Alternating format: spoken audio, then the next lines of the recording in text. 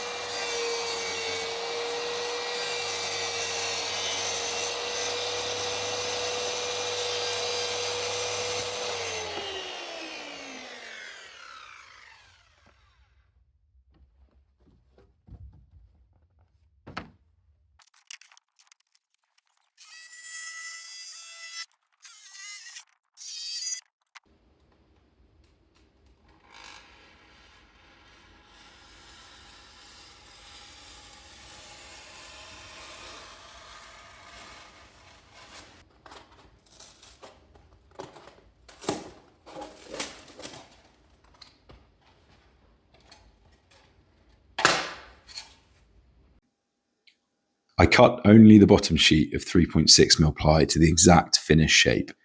The XPS foam and the top ply are both left slightly oversized. Bond everything together with epoxy resin, bottom ply first, then resin onto foam, then the top ply. Once cured, use a flush trim router bit to bring the foam and top ply in line with the bottom sheet. Before you do anything else, round over every edge, top and bottom. This is important, and I'll come back to why in a moment.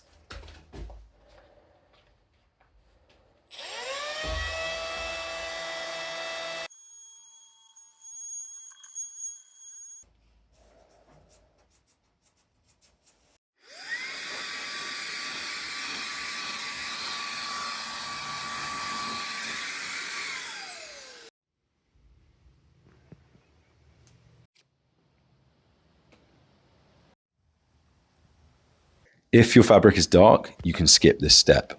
But if you're using something light like I am, laminating straight onto bare ply will darken it, and any knots or dark patches will show through.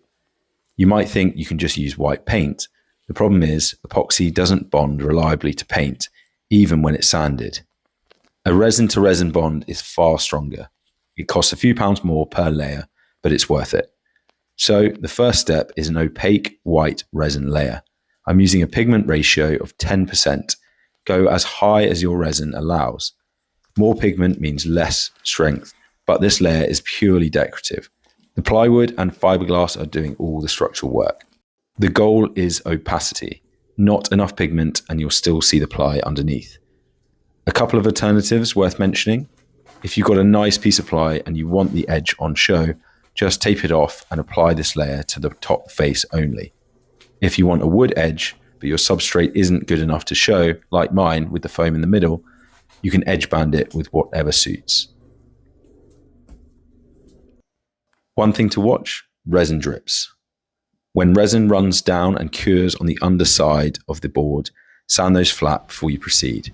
When you wrap the fabric and fiberglass around onto the bottom face, you want that surface flat.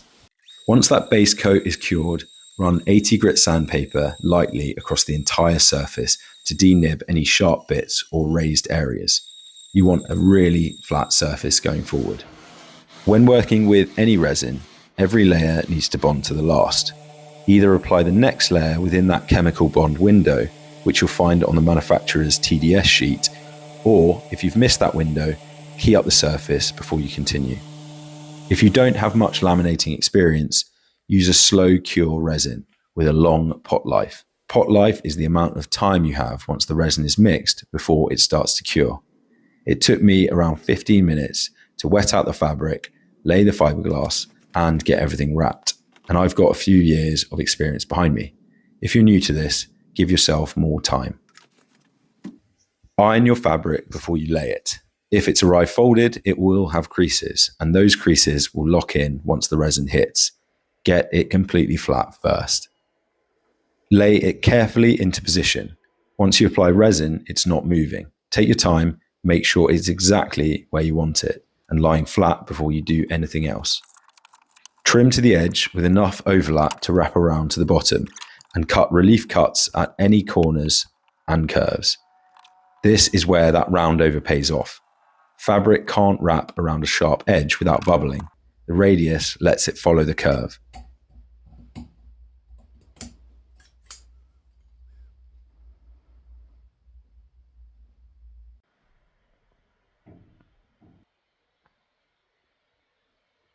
Saturate the fabric fully with your resin.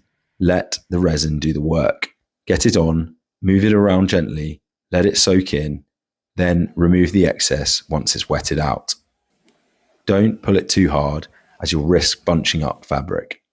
While the fabric is still wet, pull a layer of 4-ounce fiberglass cloth over the entire surface. You could use heavier or lighter weight cloth. Cut the same relief cuts as you did in the fabric, and laminate the same way, removing air bubbles and moving the resin around. Use masking tape at all the edges to help you pull it under and onto the bottom. This fiberglass layer does 3 things. It gives you a better, more uniform finish, it's more durable, and it provides a sanding buffer. If you cut through the top resin layer, you'll hit fiberglass before you get near your fabric. Without it, one heavy-handed sand and your design is gone. Corners and curves are where you'll most likely get air bubbles, especially if this is your first time laminating.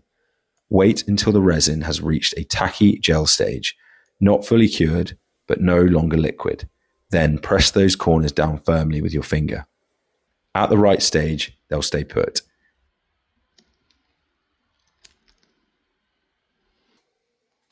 Once that's cured, apply a clear resin fill coat. This fills the weave of the fiberglass and gives you a surface to work from.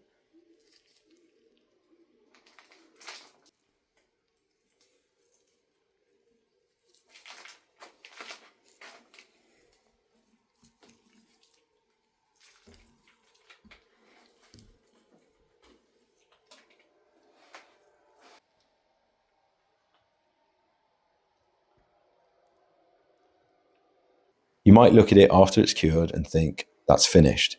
However, when you sand it with 80 grit, you'll see all the imperfections. Use a random orbital sander if you've got one for the flat faces to speed things up, but hand sand the edges. Power sanding edges risks burning through to the fabric, and there's no coming back from that. The goal is just to get it flat. If your resin coat has gone on evenly, you may only expose the weave of the fiberglass in a few spots, if at all. But if you do start to see it appearing, stop in that area.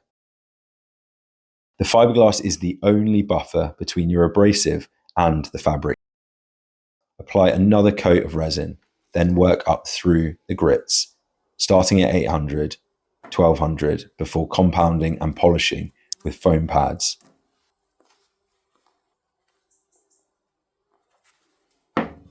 The induction hob is simply recessed into the worktop, cut out, dropped in, flush with the surface.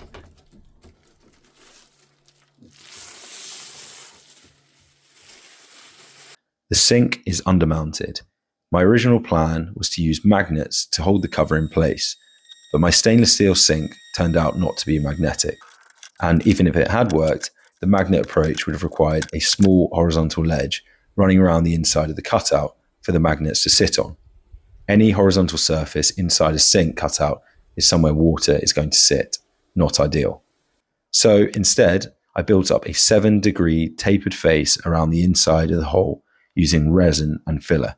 2 fillers specifically, one to aid sanding and one thixotropic to stop it sagging while it cured.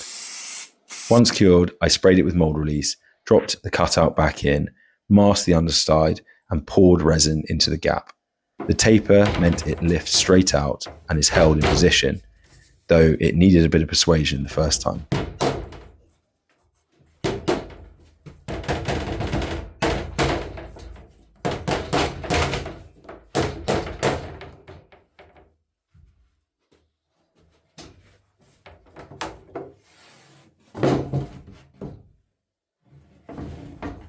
There's a clean seam and a finger hole for access, with a pattern carrying across the whole worktop. And that's it, from any fabric to this. The one with the induction hob cutout comes in at 1.3 kg, the larger one with the sink at 2.4 kg. For a kitchen worktop, that's nothing.